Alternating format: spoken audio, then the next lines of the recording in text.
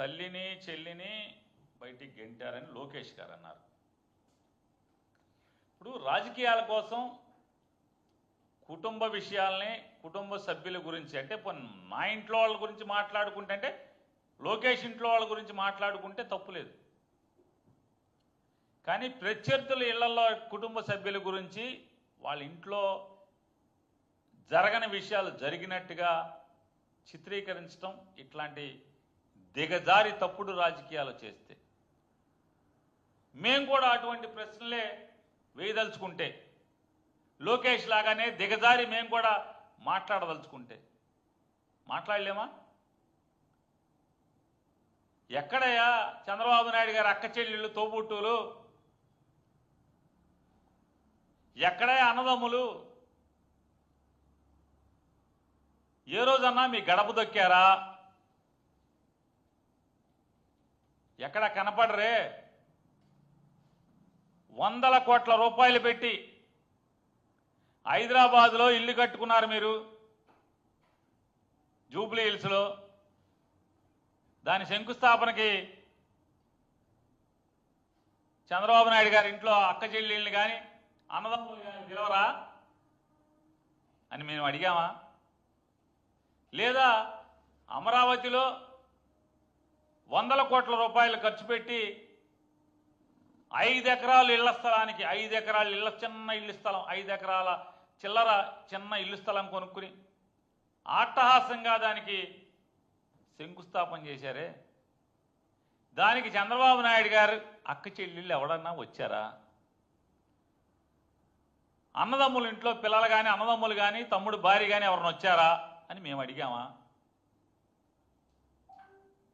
కుప్పంలో 1కి 10 సార్లు జగన్మోహన్ రెడ్డి గారు మీ కుప్పం ఎమ్మెల్యేకి మీ ఊళ్ళో ఇల్లు లేదు, కాపురం లేదు అని చెప్పి విమర్శించాడని, అడావుడిగా 2 ఎకరాల్లో రాజమహల్ లాంటి, జైపూర్ ప్యాలెస్ లాంటి పెద్ద ప్యాలెస్ని కట్టి నిన్న మొన్న గృహప్రవేశం చేశావు కదా. సాధారణంగా పాలు పొంగిస్తే ఎవరు పాలు పొంగిస్తారు? హైందవ సాంప్రదాయం ప్రకారం ఆ ఇంటి యజమాని, ఇల్లు కట్టుకున్నోడి తోబుట్టు వచ్చి పాలు పొంగిస్తారు. మేము అడిగామా? చంద్రబాబు నాయుడు గారు తమ్ముడు పిల్లలు కానీ ఆళ్ళేరు ఈళ్ళేరని మేము అడిగామా? అక్క చెల్లెలు పాలు పొంగిచ్చారా అని మేము అడిగామా?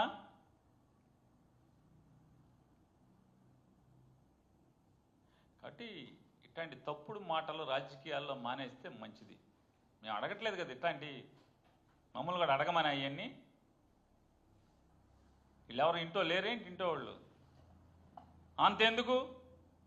ఏనాడన్నా లోకేష్, సర్వశ్రీ లోకేష్ నాయుడు గారు రేపో మాపో తండ్రి కాళ్ళు పట్టుకుని కుర్చీలోంచి కిందకి లాగా కుర్చీలో కూర్చోబోతున్నారే, ఆయన ఏ రోజైనా నేను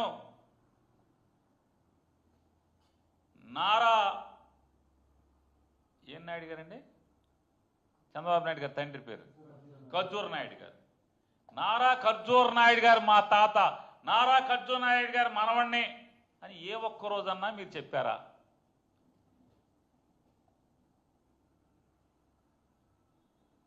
వందల కోట్ల విలువ చేసేటువంటి మదీనాగూడలో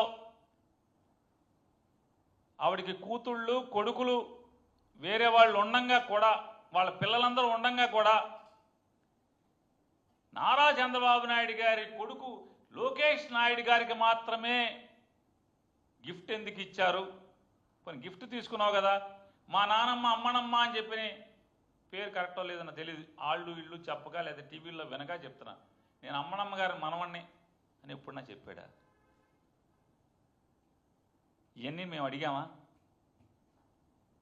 నందమూరి తారక రామారావు మా అమ్మ, నందమూరి తారక రామారావు గారు మీకు సంబంధం ఏంటి? హరికృష్ణ గారికి సంబంధం, బాలకృష్ణ గారికి సంబంధం, లేదా ఇంకో మిగతా కొడుకులకి సంబంధం అని మేము అడిగామా? కాబట్టి ఇట్లాంటి ఇళ్లలో రాజకీయాలు, ఇంట్లో సంబంధాలు, ఇంటి వ్యవహారాలని మాట్లాడటం పద్ధతి కాదు. రాజకీయాల కోసం రాజకీయాల కోసం పద్ధతి కాదు అని చెప్పి వారికి హితవు చెప్తూ ఏంటంటారే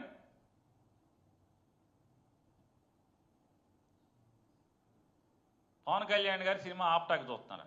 ఎవడు ఆపుతాడు, ఎవడు చూస్తాడు? అసలు వీళ్ళది ఎంత దిక్కుమాలిన పరిస్థితి అంటే వీళ్ళది, ఈ ప్రభుత్వాన్ని. సినిమాటోగ్రఫీ మంత్రి గారు ఆయన చెప్తాడు, నిన్న మొన్న మాట్లాడుతున్నాడు, మాజీ సినిమాటోగ్రఫీ మంత్రి ప్రైవేటు వ్యవహారాలు మీకేం సంబంధం అని అంటున్నాడు. నేనన్నానా? లేకపోతే వేణు అన్నాడా? ఎవడన్నాడు? పవన్ కళ్యాణ్ అన్నాడు. ప్రభుత్వాలకు ఏంట్రా సంబంధం, మీకేంట్రా సంబంధం అని పవన్ కళ్యాణ్ అన్నాడు. మేమెవడం అనలా. పోతే రాష్ట్రంలో ఎన్ని మర్డర్లు జరిగినా ఎంక్వైరీ ఉండదు, రాష్ట్రంలో ఎన్ని పాపాలు జరిగినా ఎంక్వైరీ ఉండదు. సాక్షాత్తు పిఠాపురం నియోజకవర్గంలో ఒక దళిత వాడ మొత్తాన్ని సామాజిక బహిష్కరణ చేస్తే ఎంక్వైరీ ఉండదు.